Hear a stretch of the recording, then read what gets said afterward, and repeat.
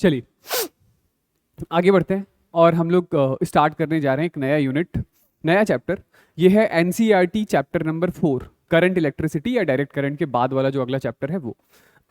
तो चैप्टर का नाम तो वैसे इलेक्ट्रोमैग्नेटिक फोर्सेस ही है, ईएमएफ। ईएमएफ इसमें सबसे पहले तो हम लोग बात करने जा रहे हैं magnetic effects of electric current के बारे में।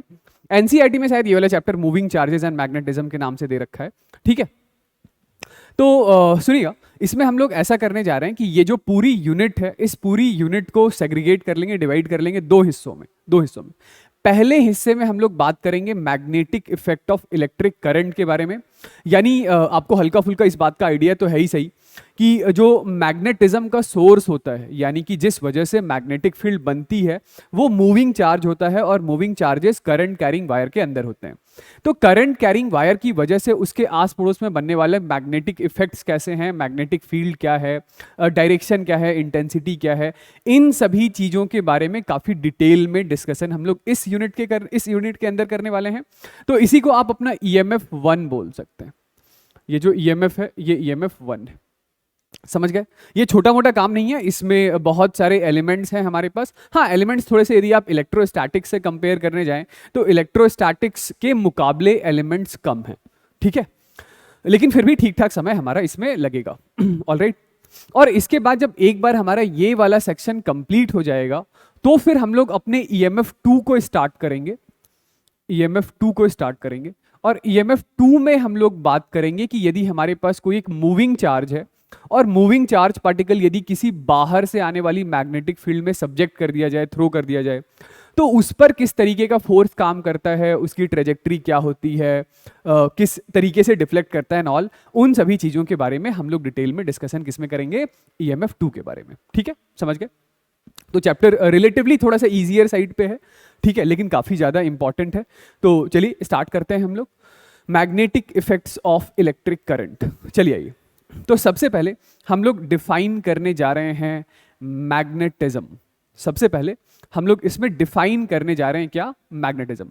मैग्नेटिज्म क्या है उसके बारे में बात करते हैं। सुनिए, तो ऐसा है कि ये हमारे पास एक बॉडी है और ये कोई दूसरी बॉडी है, और इन दोनों बॉडीज के ऊपर जो नेट चार्ज है वो नेट चार्ज 0 है।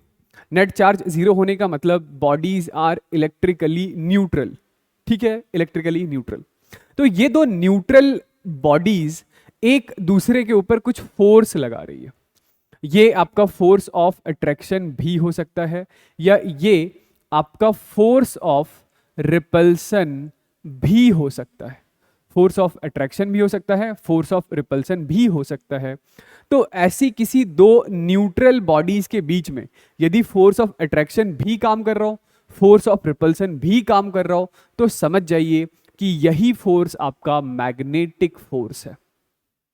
यही फोर्स क्या है, मैग्नेटिक फोर्स है। क्योंकि अभी के पहले आपने जो अट्रैक्टिव या रिपल्सिव फोर्सेस के बारे में पढ़ा था वो किसी चार्ज्ड बॉडी के ऊपर पढ़ा था। जब बॉडीज के ऊपर सिमिलर नेचर का चार्ज होता था तो फिर बॉडीज आपस में एक दूसरे को रिपल्सिव फोर्स लगा रही होती थी, और जब अपोजिट नेचर का चार्ज होता था वहां पर अट्रैक्शन का फोर्स काम कर रहा था। और दो न्यूट्रल बॉडीज के बीच में काम करने वाले अट्रैक्टिव फोर्सेस के बारे में आपने क्लास 11th में पढ़ा है, वो ग्रेविटेशनल फोर्स था। तो अभी मैं क्या कह रहा हूं कि बॉडीज न्यूट्रल भी है और फोर्सेस भी दोनों टाइप के हैं। तो this force has to be magnetic force, इसके अलावा कोई दूसरा फोर्स नहीं हो सकता है, समझ गए। तो मैं ये कहना चाह रहा था कि phenomena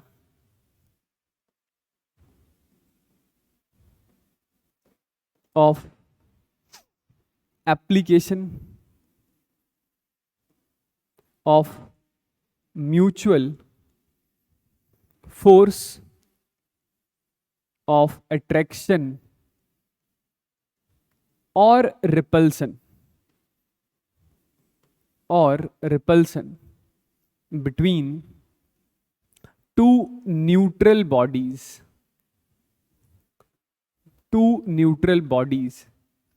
is magnetism and force is magnetic force, और ये जो फोर्स है वो कौन सा फोर्स है? मैग्नेटिक फोर्स है। आई होप ये बात सही है। चलिए बढ़ते हैं आगे। तो इसमें एक छोटी सी बात हम लोग सबसे पहले कर लेते हैं, वो सुनिएगा। हालांकि ये वाली बात इलेक्ट्रोस्टैटिक्स चैप्टर के बिगिनिंग में भी किया था, तो एक बार फिर से इसको रिपीट करने जा रहे हैं। वो ये है वो ये है कि ये हमारे पास कोई एक चार्ज है। एक बार के लिए मान लीजिए ये एक पॉइंट चार्ज है, और ये पॉइंट चार्ज पार्टिकल हमारा रेस्ट पर है। कहां पर? रेस्ट पर। तो रेस्ट पर ऐसे बैठे किसी पॉइंट चार्ज पार्टिकल की वजह से उसके आस पड़ोस में जो फील्ड फॉर्म होता है, वो फील्ड हमारा इलेक्ट्रिक फील्ड कहलाता है।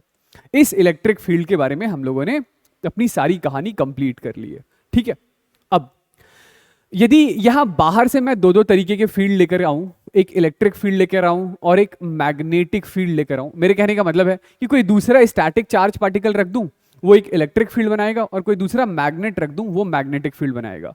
तो ये जो रेस्ट पर पड़ा हुआ चार्ज पार्टिकल है, वो सिर्फ इस इलेक्ट्रिक फील्ड को रिस्पॉन्ड करेगा।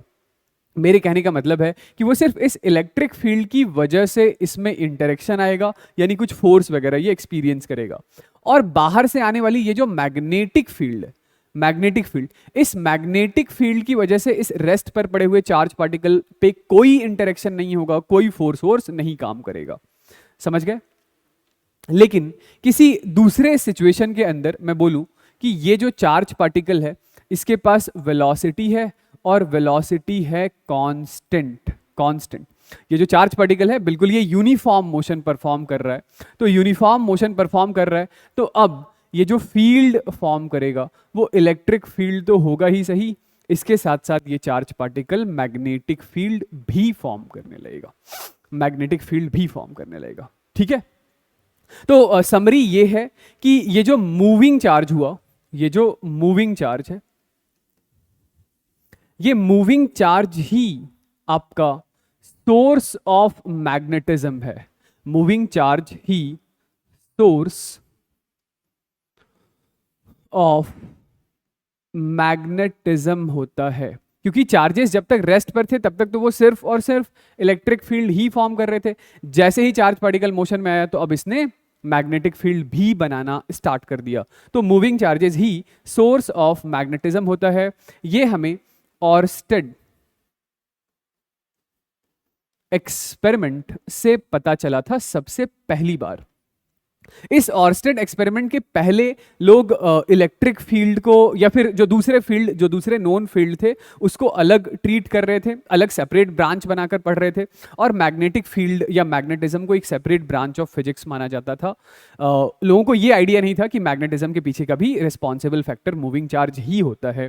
तो फिर से यहां पर यदि मैं दो दो टाइप की फील्ड लेकर आऊं, इलेक्ट्रिक फील्ड भी लेकर आऊं और मैग्नेटिक फील्ड भी लेकर आऊं, तो ये जो चार्ज पार्टिकल जो किसी यूनिफॉर्म वेलोसिटी से मूव कर रहा है, अब ये इलेक्ट्रिक फील्ड के साथ भी इंटरेक्शन शो करेगा और मैग्नेटिक फील्ड के साथ भी इंटरेक्शन शो करेगा। इसी चीज को electromagnetic property of moving charge कहते हैं। ठीक है, चलिए एक छोटा सा टर्म है, नेक्स्ट आगे बढ़ने के पहले इस टर्म को डिफाइन करते हैं। ये टर्म है हमारा पोल स्ट्रेंथ। पोल स्ट्रेंथ, ये जो पोल स्ट्रेंथ है, इस पोल स्ट्रेंथ को स्मॉल एम से डिनोट करते हैं, या कुछ बुक्स वगैरह में इसे क्यू एम से भी डिनोट करते हैं। पोल स्ट्रेंथ क्या है वो सुनिएगा। तो जैसे इलेक्ट्रोस्टैटिक्स आपने पढ़ा, इलेक्ट्रोस्टैटिक्स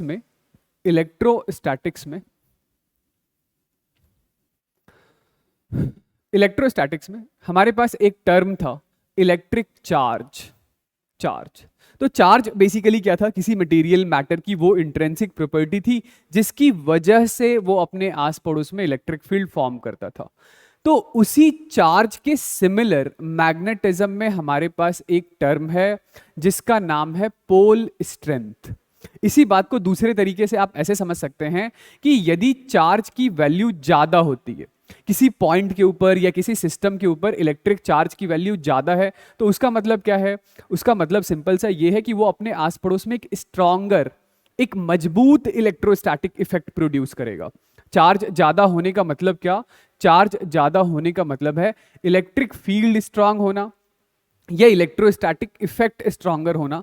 तो ठीक उसी तरीके से पोल स्ट्रेंथ के बारे में पोल स्ट्रेंथ के बारे में। मैं बस अभी के लिए इतनी सी बात ही कह सकता हूं कि इफ पोल स्ट्रेंथ, ये पोल स्ट्रेंथ होगा किसका, तो किसी मैग्नेट वगैरह का या किसी मैग्नेटिक बॉडी का होगा। तो यदि पोल स्ट्रेंथ किसी बॉडी का हाई है तो इसका मतलब ये हुआ कि जो मैग्नेटिक इफेक्ट्स होंगे, जो मैग्नेटिक इफेक्ट्स होंगे वो बहुत हाइयर होंगे, वो बहुत शानदार होंगे, बहुत तगड़े होंगे। और यदि पोल स्ट्रेंथ वीकर हुआ, कमजोर हुआ, छोटा हुआ, तो जो मैग्नेटिक इफेक्ट उस बॉडी के आस पड़ोस में बनेगा वो मैग्नेटिक इफेक्ट भी वीकर होगा, कमजोर होगा, खराब होगा। आई होप ये बात सही है। तो जैसे इलेक्ट्रिक चार्ज हमारे पास दो टाइप के हुआ करते थे, तो वैसे ही पोल स्ट्रेंथ भी दो टाइप के होंगे। It is of two types, दो टाइप के होते हैं। पहला एक पॉजिटिव पोल स्ट्रेंथ होता है, उसे प्लस एम से डिनोट कीजिए या प्लस क्यू एम से डिनोट कीजिए। दूसरा negative pole strength minus M या माइनस क्यू एम से डिनोट कीजिए। ठीक है, ये जो पॉजिटिव पोल स्ट्रेंथ होता है ये carried by north pole of magnet कहते हैं कि नॉर्थ पोल का जो पोल स्ट्रेंथ होगा वो पॉजिटिव होगा, और जो नेगेटिव पोल स्ट्रेंथ होगा तो वो हम लोग कहेंगे it is carried by south pole of a magnet.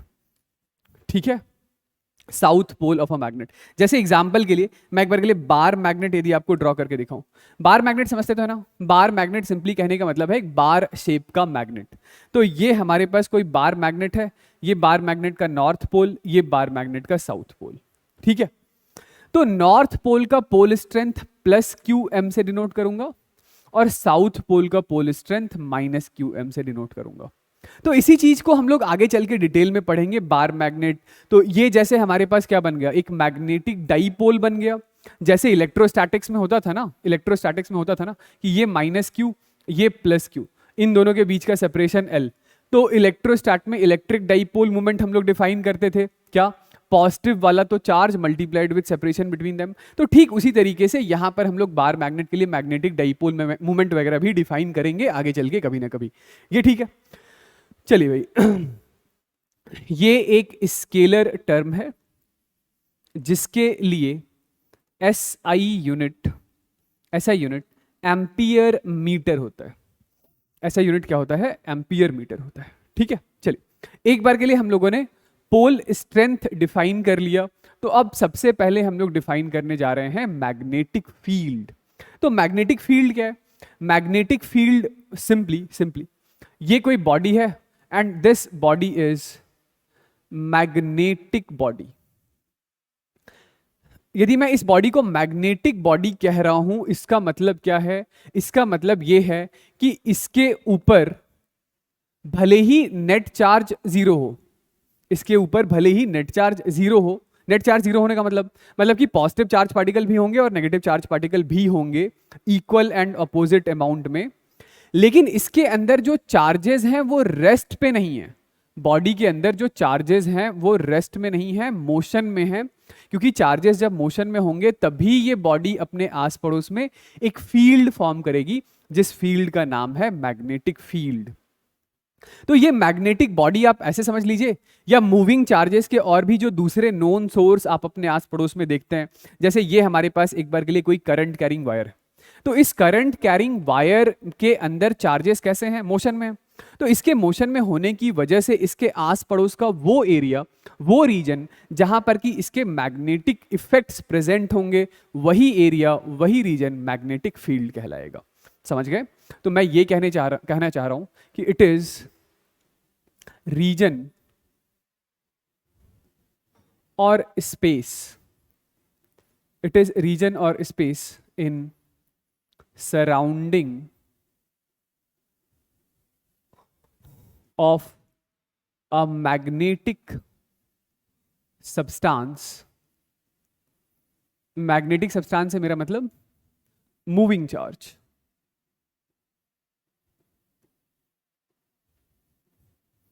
in which its magnetic effects are present is magnetic field। चलिए, तो मैग्नेटिक फील्ड के बाद आगे बढ़ते हैं और एक छोटा सा दूसरा टर्म डिफाइन करने जा रहे हैं जिसे कहते हैं स्ट्रेंथ ऑफ मैग्नेटिक फील्ड, या इसी का दूसरा नाम है मैग्नेटिक फ्लक्स डेंसिटी, या इसी का तीसरा नाम है मैग्नेटिक इंडक्शन। ये एक वेक्टर क्वांटिटी है और इसे बी से डिनोट करेंगे। किससे? बी से। बी से।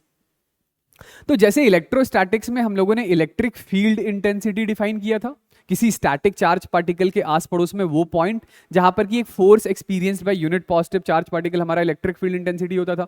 तो ठीक उसी तरीके से ये एक बॉडी है and this is a magnetic body. ये क्या है? ये एक मैग्नेट। इस मैग्नेट के आस पड़ोस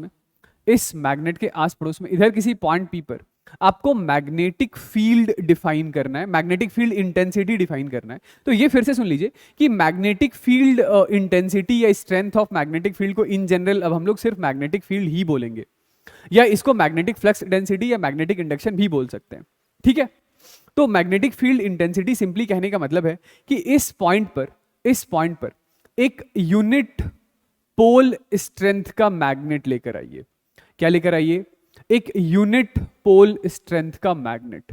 this is unit pole strength. इस यूनिट पोल स्ट्रेंथ को एक बार के लिए मैं एम नॉट बोल देता हूं।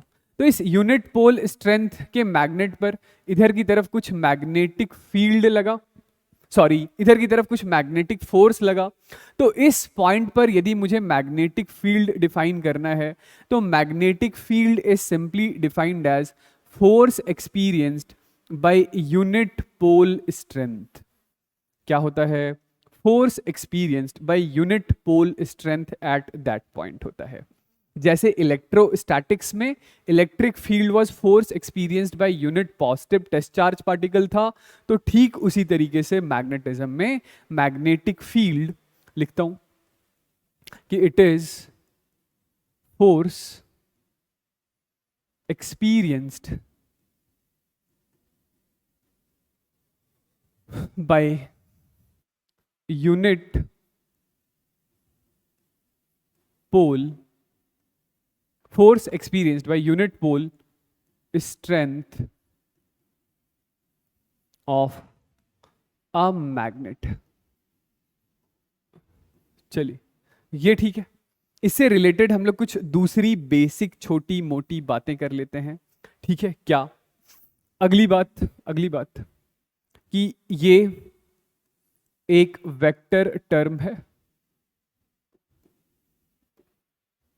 जिसके लिए SI यूनिट क्या होगा? तो SI यूनिट फोर्स के लिए हो गया न्यूटन पर, मैग्नेटिक पोल स्ट्रेंथ के लिए था एम्पियर मीटर।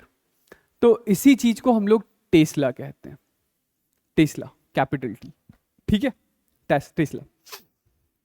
यदि एक बार आपके पास किसी रीजन में मैग्नेटिक फील्ड की वैल्यू पता है तो आप वहां पर किसी दूसरे रखे पोल स्ट्रेंथ पर फोर्स निकाल सकते हैं।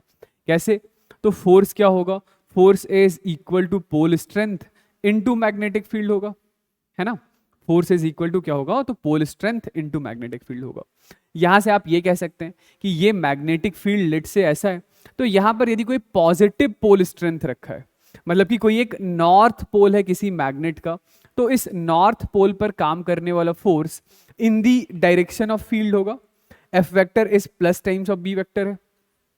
लेकिन कोई मैग्नेटिक फील्ड ऐसा है और यहां पर किसी मैग्नेट का साउथ पोल रखा है जिसका पोल स्ट्रेंथ नेगेटिव है, तो इस नेगेटिव पोल स्ट्रेंथ वाली बॉडी पर जो फोर्स काम करेगा मैग्नेटिक फील्ड का, वो मैग्नेटिक फील्ड से ऑपोजिट डायरेक्शन में काम करेगा, क्योंकि नेगेटिव के लिए -m हो जाएगा तो F is minus times of B vector हो जाएगा। आई होप ये बात समझ गए। ठीक है, चलिए, तो इलेक्ट्रिक फील्ड के की तरह ही किसी पॉइंट पर बनने वाली ये जो मैग्नेटिक फील्ड है, ये मैग्नेटिक फील्ड ऑब्वियसली इस मैग्नेटिक बॉडी पर तो डिपेंड करेगी ही करेगी, इसके साथ साथ इस पॉइंट पर जो मैग्नेटिक फील्ड है वो इस मीडियम पर भी डिपेंड करेगा। तो इस बात को लिख लीजिएगा कि magnetic field at a point depends on पहला source of magnet, source of the field लिख दीजिएगा। मेरे कहने का मतलब है source of the field stronger हुआ, मतलब उसके पोल स्ट्रेंथ स्ट्रॉन्गर हुए, उसके अंदर चार्ज पार्टिकल का मोशन वगैरह अच्छे तरीके से हो रहा हो, तो वहां पर बनने वाला, इस पॉइंट पे बनने वाला मैग्नेटिक फील्ड भी स्ट्रॉन्गर होगा। और दूसरी बात मैं यहां से बस आपको ये बताना चाह रहा हूं कि it depends on medium also, medium पर भी मैग्नेटिक फील्ड डिपेंड करता है।